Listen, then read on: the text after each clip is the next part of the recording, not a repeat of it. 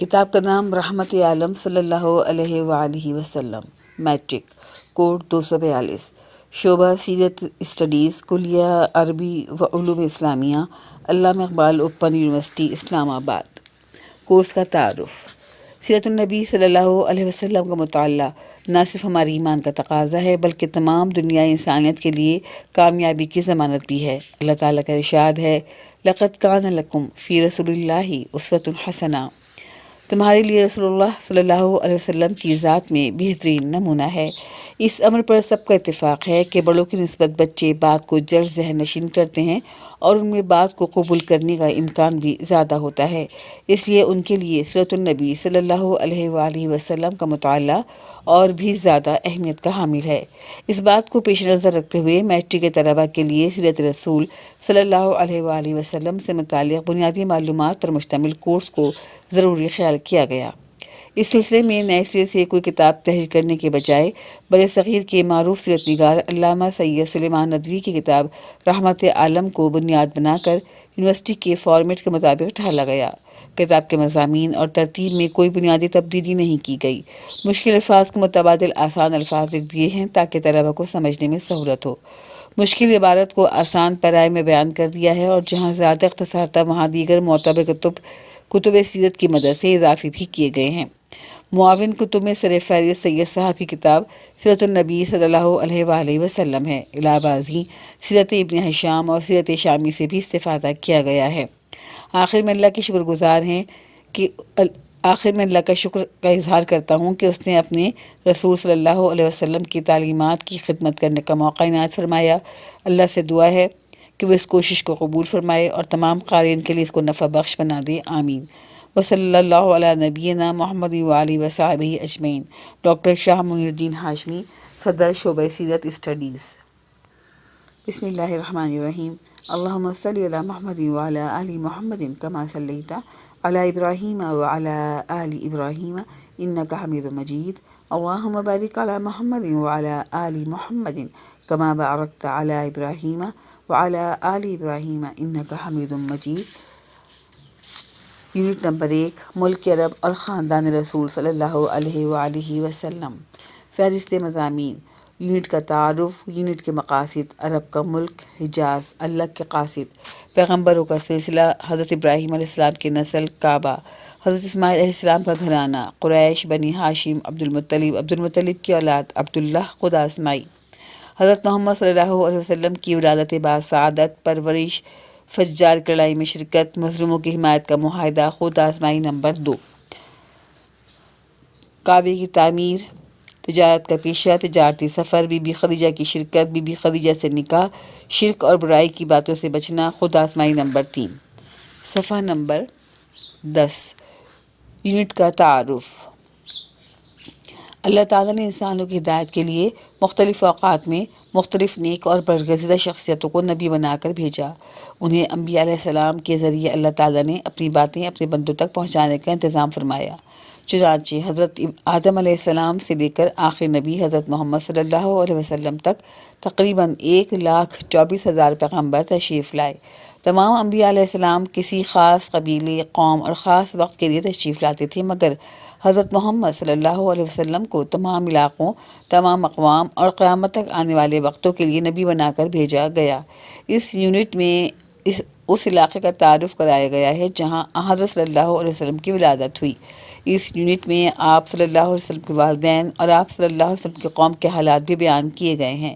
علاوہ ازیں حضرت صلی اللہ علیہ وسلم کے بچپن اور جوانی کی زندگی اور اس دور کے حالات کا مختصراً جائزہ لیا گیا ہے۔ یونٹ کے مقاصد۔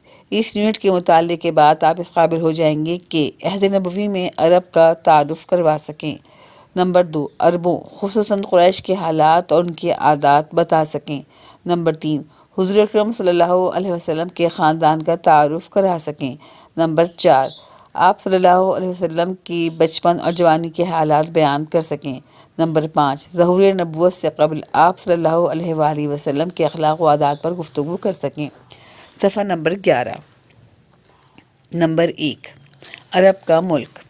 ہمارے ملک کے مغرب کی طرف سمندر بہتا ہے۔ اس سمندر کے ایک کنارے پر برصغیر پاک و ہند اور دوسرے کنارے پر عرب کا ملک ہے۔ اس ملک کے عرب کا بڑا حصہ ریت اور پہاڑ ہے، درمیان کا حصہ بالکل بنجر اور غیر آباد ہے۔ صرف اس کے کناروں پر کچھ سبزی اور شادابی ہے اور انہی میں اس ملک کے بسنے والے رہتے ہیں۔ اس کی ایک طرف بحر ہند بریکٹ میں ہندوستان کا سمندر، دوسری طرف خلیج ایران، تیسری طرف بحر احمر یعنی لال سمندر ہے اور چوتھی طرف خشکی میں یہ عراق اور شام کے ملکوں سے ملا ہوا ہے۔ اسی لیے عرب کے ملکوں جزیرہ نما اور جزیرہ بھی کہتے ہیں۔ جو حصہ بحر احمر کے کنارے کنارے لمبائی میں شام کی سرحد سے شروع ہو کر یمن کے صوبے پر ختم ہوتا ہے، حجاز کہلاتا ہے۔ یمن کا علاقہ بحر احمر کے کنارے کنارے حجاز سے عدن کی خلیج تک پھیلا ہوا ہے۔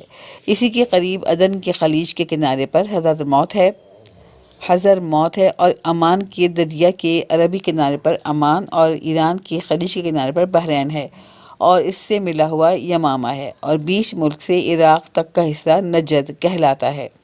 1.1 حجاز۔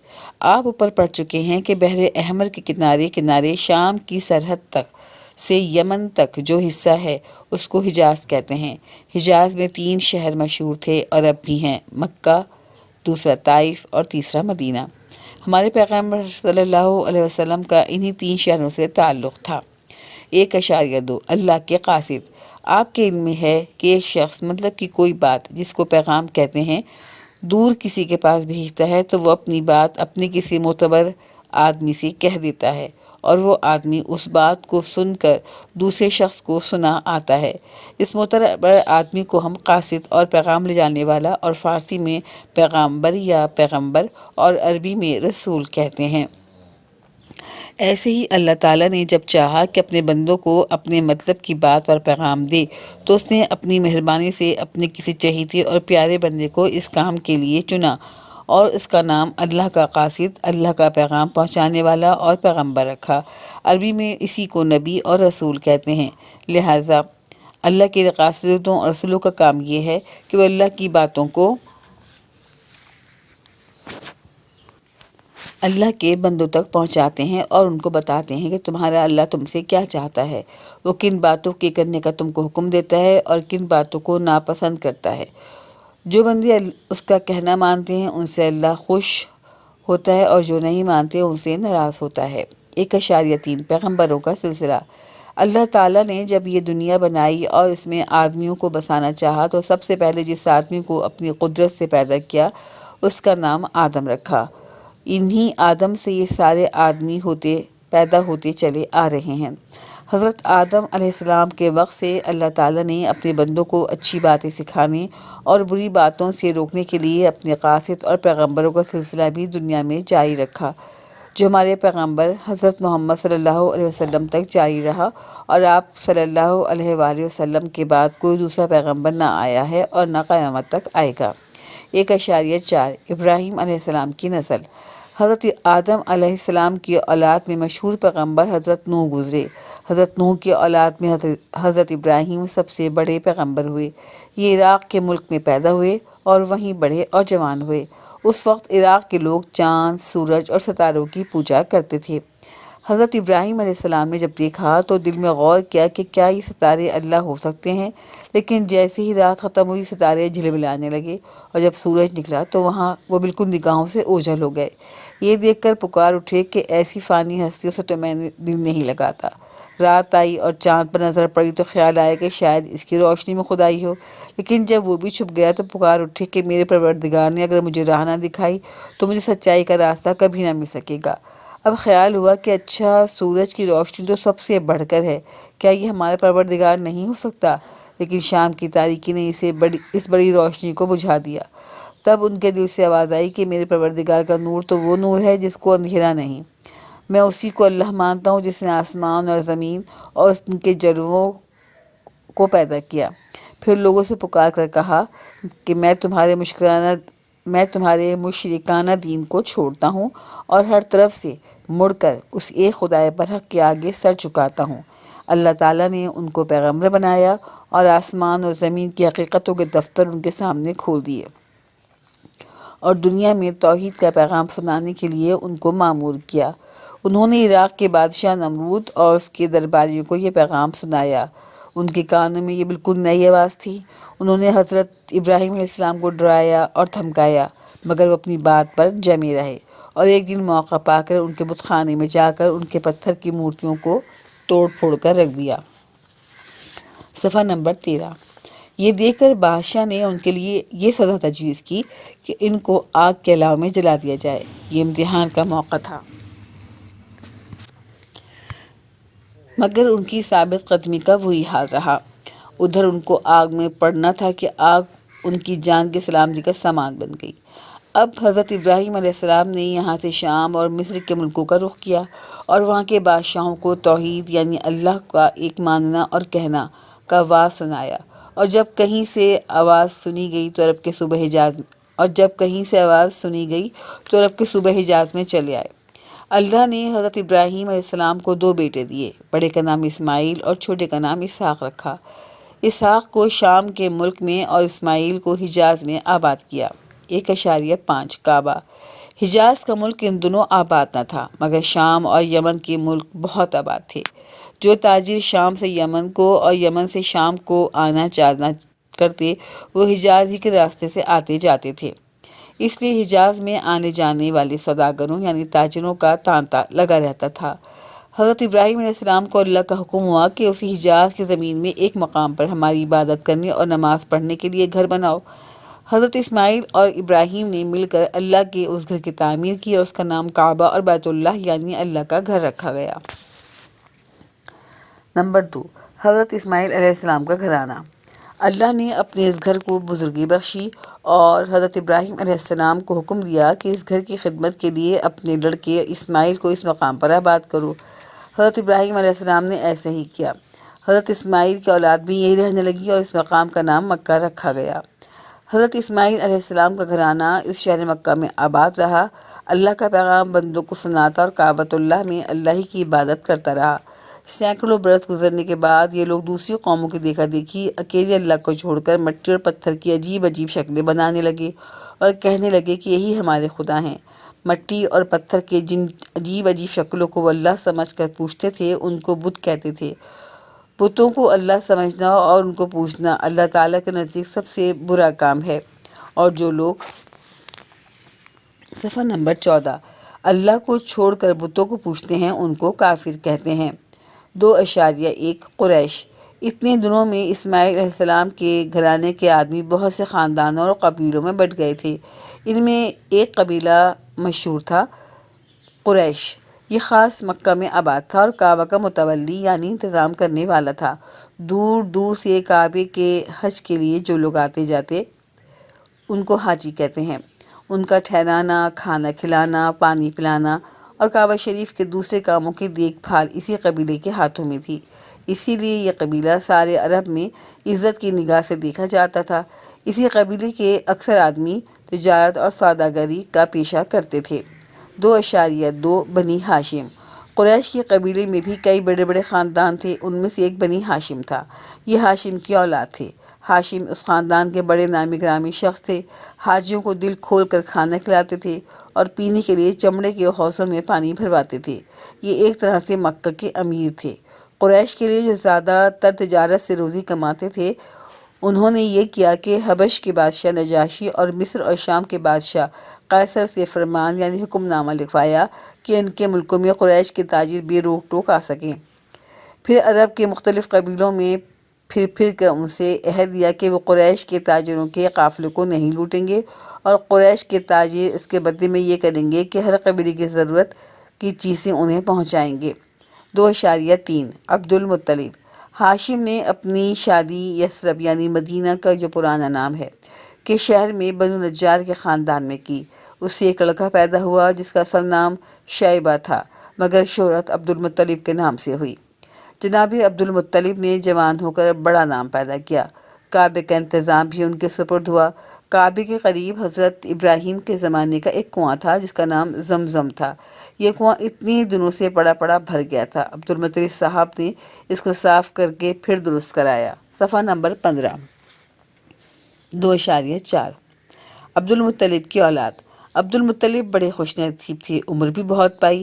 10 جوان بیٹے تھے، ان میں سے 5 کسی نہ کسی حیثیت سے مشہور ہوئے: ابو لہب، ابو طالب، عبداللہ، حمزہ اور عباس۔ 2.5 عبداللہ۔ ان بیٹوں میں اپنے باپ کے سب سے چہیتے اور پیارے، عمر میں سب سے چھوٹے حضرت عبداللہ تھے۔ یہ 17 برس کے ہوئے تو بنی زہرہ یعنی قریش کے ایک معزز خاندان کی لڑکی سے ان کی شادی ہوئی۔ ان کا نام بی بی آمنہ تھا۔ جناب عبداللہ شادی کے بعد بہت کم زندہ رہے، چند ہی روز کے بعد وفات پا گئے۔ 2.6 خود آزمائی نمبر 1 درج ذیل سوالوں کے مختصر جوابات تحریر 2.6 خود آزمائی نمبر 1 درج ذیل سوالوں کے مختصر جوابات تحریر کیجیے۔ نمبر 1، حجاز سے مراد عرب کا کون سا حصہ ہے؟ جواب: بحر احمر کے کنارے، لمبائی میں شام کی سرحد سے یمن تک۔ سوال نمبر 2، حجاز کے مشہور شہروں کے نام تحریر کیجیے۔ مکہ، طائف، مدینہ۔ نمبر 3، قاصد اور پیغام لے جانے والے کو فارسی میں کیا کہتے ہیں؟ پیغمبر۔ نمبر 4، سب سے پہلے انسان کا کیا نام تھا؟ حضرت آدم علیہ السلام۔ نمبر 5، اللہ کے رسولوں میں سب سے آخری رسول کا نام کیا ہے؟ حضرت محمد صلی اللہ علیہ وآلہ وسلم۔ نمبر 6، حضرت نوح اور حضرت ابراہیم کون تھے؟ اللہ کے پیغمبر۔ نمبر 7، نمرود کون تھا؟ عراق کا بادشاہ۔ نمبر 8، حضرت ابراہیم کے بیٹوں کے نام کیا تھے؟ حضرت اسماعیل علیہ السلام اور حضرت اسحاق علیہ السلام۔ نمبر 9، کعبے کی تعمیر کس نے کی؟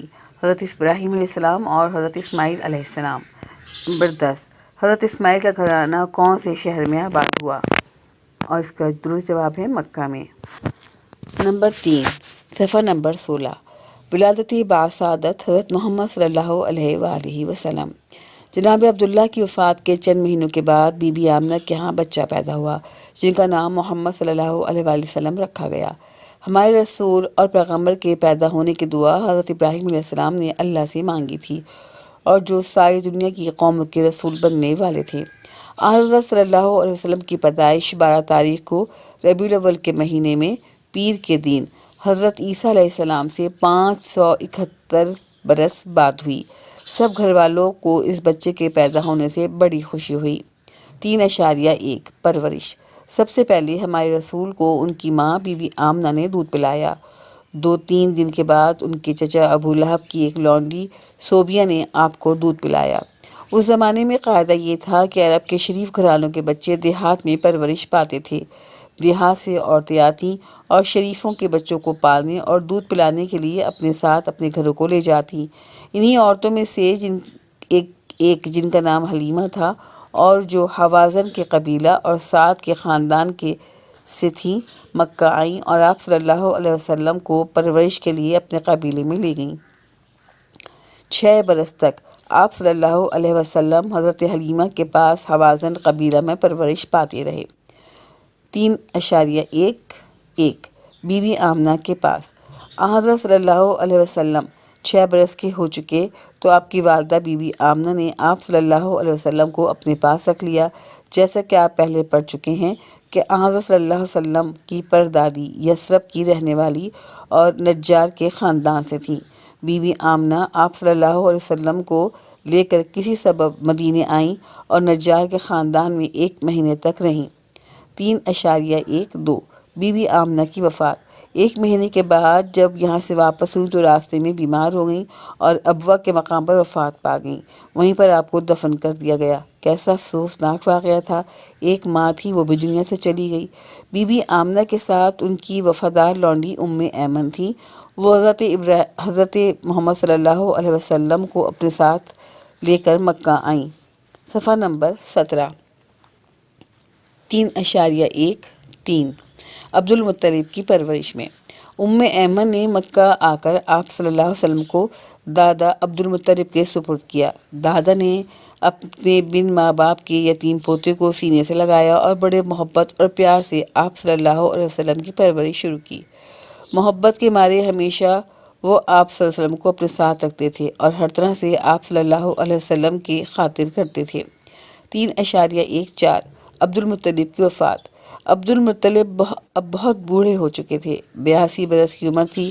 ان کو رہ رہ کر اپنے یتیم پوتے کا خیال آتا تھا۔ آخر اس کو اپنے سب سے ہونہار بیٹے ابو طالب کے سپرد کر کے وفات پائی اور مکہ کے حجون نامی قبرستان میں دفن ہوئے۔ 3.15 چچا ابو طالب کی پرورش میں۔ چچا نے اپنے بھتیجے کو بڑے لاڈ اور پیار سے پالا، اپنے بچوں سے بڑھ کر ان کے آرام کا خیال کرتے اور ناز اٹھاتے۔ ابو طالب صاحب تھے، ایک بار کا واقعہ ہے کہ وہ تجارت کا سامان لے کر شام کے ملک جا رہے تھے۔ حضرت صلی اللہ علیہ وسلم نے بھی ساتھ چلنے کی خواہش کی۔ چچا اکلوتے بھتیجے کی خواہش رد نہ کر سکے اور ساتھ لے چلے، پھر کسی وجہ سے راستے سے واپس کر دیا۔ جب آپ صلی اللہ علیہ وسلم کی عمر 12 برس کی ہوئی تو عرب کی بچوں کے دستور کے مطابق بکریاں چرانے لگے۔ عرب میں اس وقت لکھنے پڑھنے کا رواج نہ تھا، اس لیے آپ صلی اللہ علیہ وسلم کو بھی لکھنے پڑھنے کی تعلیم نہیں دی گئی، البتہ اپنے چچا کے ساتھ مل کر کاموں کا تجربہ سیکھتے تھے۔ رفتہ رفتہ آپ صلی اللہ علیہ وسلم جوانی کی عمر کو پہنچے۔ 3.2 فجار کی لڑائی میں شرکت۔ عرب کے لوگ بہت بڑے لڑاکا تھے، بات بات میں آپس میں جھگڑے رہتے تھے۔ اگر کہیں کسی طرف سے کوئی آدمی مارا گیا تو جب تک اس کا بدلہ نہیں لیتے تھے چین سے نہیں بیٹھتے تھے۔ ایک دفعہ بکر اور تغلب عرب کے 2 قبیلوں میں ایک گھڑ دوڑ کے موقع پر لڑائی ہوئی تو وہ لڑائی پورے 40 برس ہوتی رہی۔ اس قسم کی ایک لڑائی کا نام فجار ہے۔ یہ لڑائی قریش اور قیس کے قبیلوں میں ہوئی تھی۔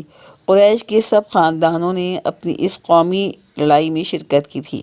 ہر خاندان کا دستہ الگ الگ تھا۔ ہاشم کے خاندان کا جھنڈا عبد المطلب کے ایک بیٹے زبیر کے ہاتھ میں تھا۔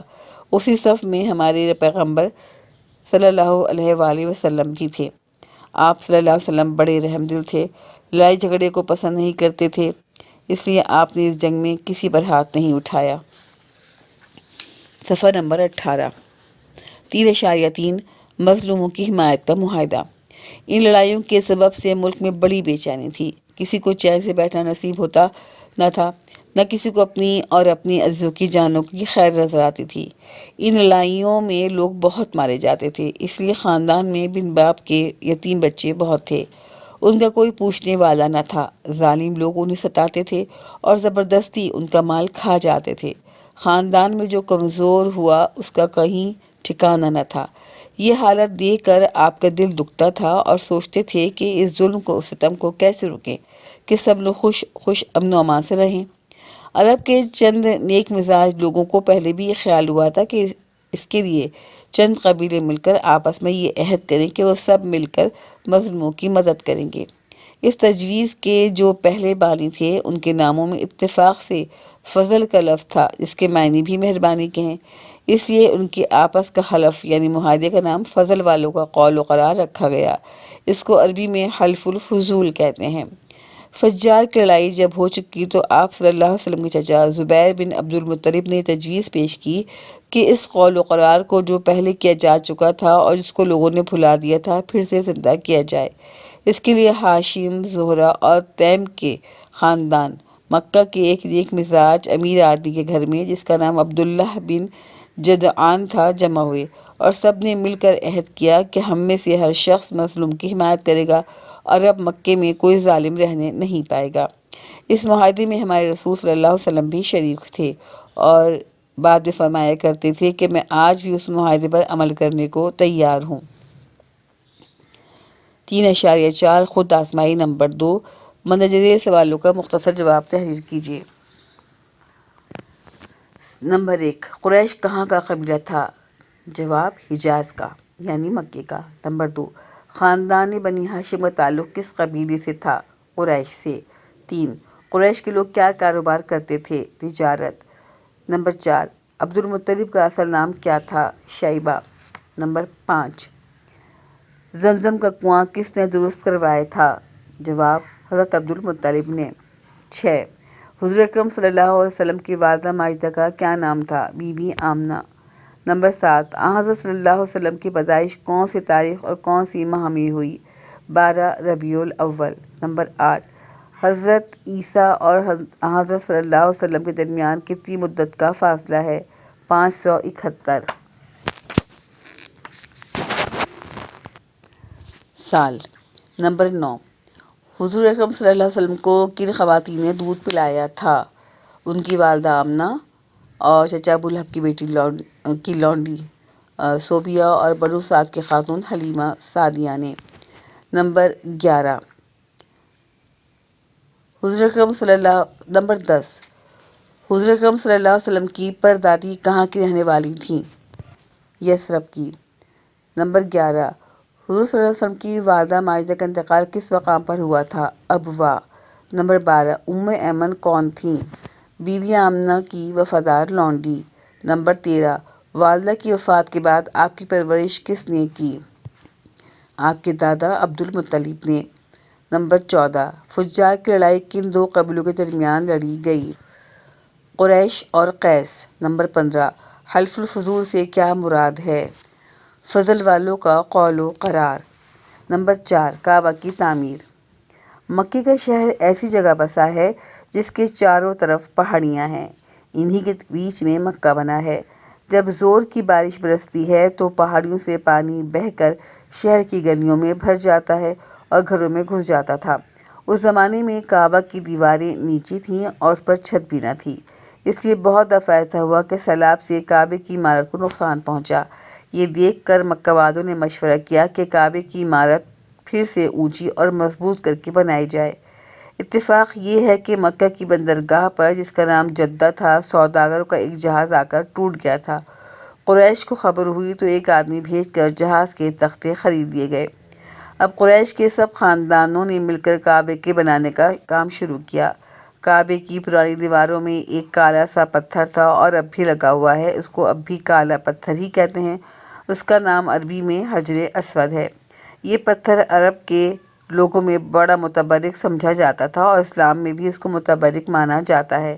خانہ کعبہ کے چاروں طرف طواف کرتے وقت ہر پھیرا اسی کے پاس سے شروع کیا جاتا ہے۔ صفحہ نمبر 20۔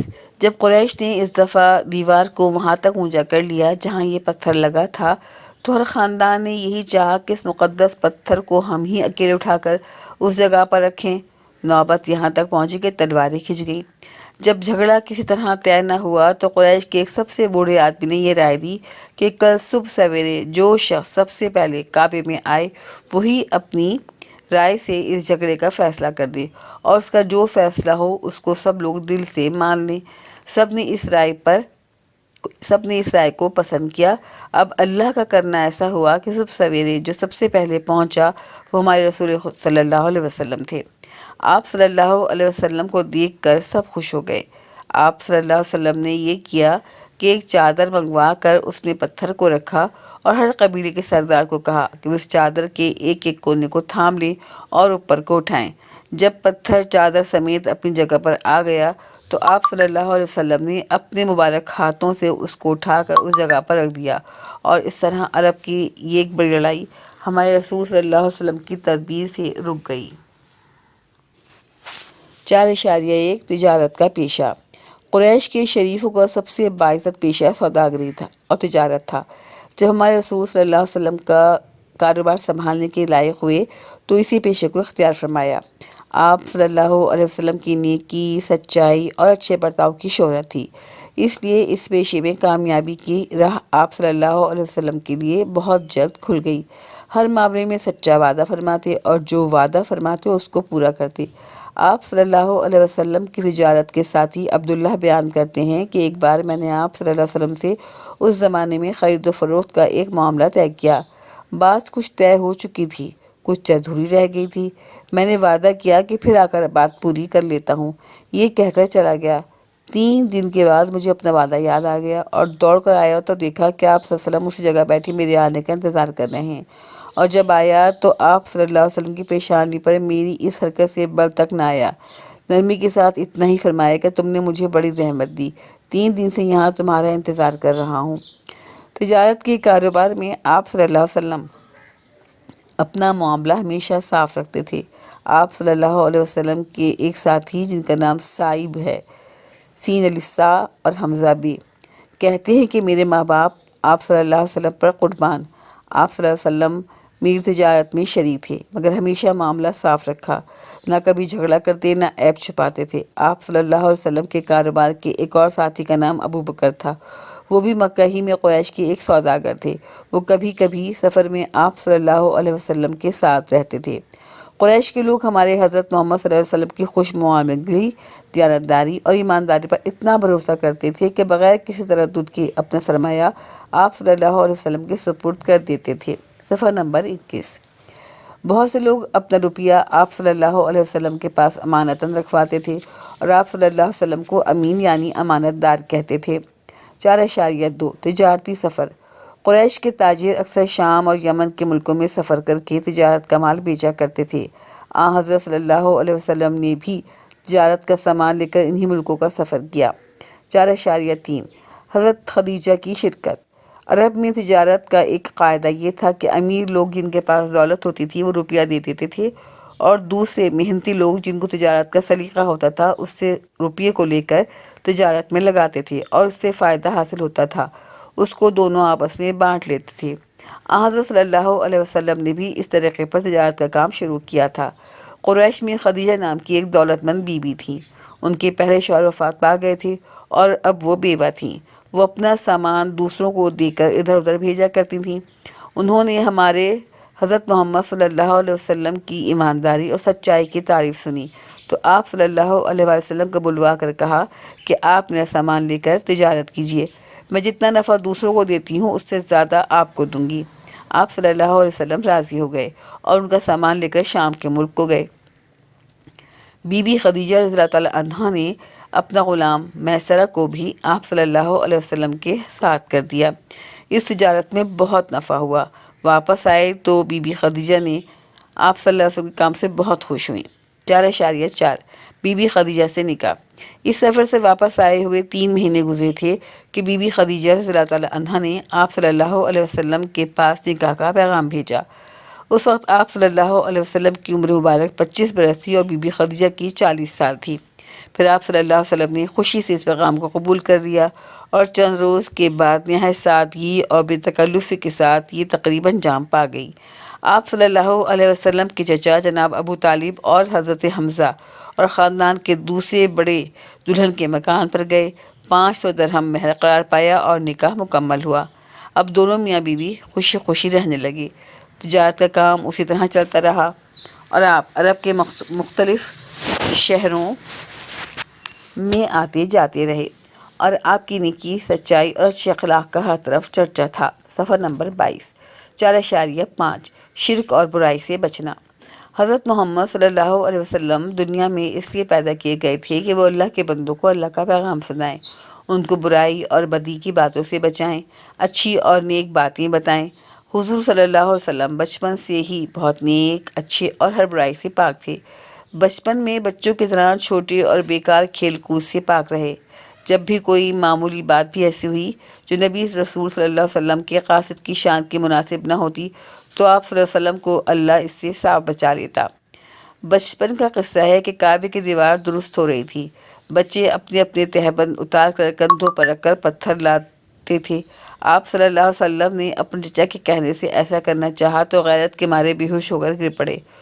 شروع جوانی میں ایک جگہ دوستوں کی بے تکلفی مجلس تھی جس میں لوگ فضول قصہ کہانی میں رات گزارتے۔ آپ صلی اللہ علیہ وسلم نے بھی ان کے ساتھ وہاں جانا چاہا، مگر آپ صلی اللہ علیہ وسلم کو راہ میں ایسی نیند آ گئی کہ صبح ہی جا کر آنکھ کھلی۔